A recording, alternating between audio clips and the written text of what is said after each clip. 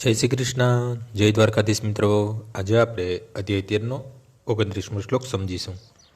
શમ પશ્ય હિ સર્વત્ર સંવ્યવસ્થિતમ ઈશ્વરમ નહિ સત્યાત્મનાત્માનમ તતો યાતિ પરામ ગતિમ.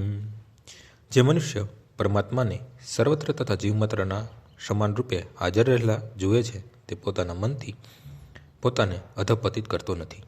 એ રીતે તે દિવ્ય ગતિ પ્રાપ્ત કરે છે.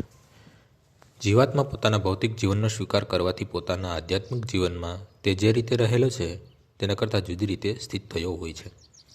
પરંતુ જો તે સમજી જાય કે પરમેશ્વર પોતાના પરમાત્મા સ્વરૂપમાં સર્વત્ર સ્થિત છે, એટલે કે જો તે પૂર્ણ પુરુષોત્તમ પરમેશ્વરની ઉપસ્થિતિ જીવમાત્રમાં હોઈ શકે, તો તે વિઘટનકારી માનસિકતાથી પોતાનું અધપતન કરતો નથી અને તેથી તે ક્રમે ક્રમે વૈકુંઠ લોક પ્રતિ પ્રગતિ સાધે છે.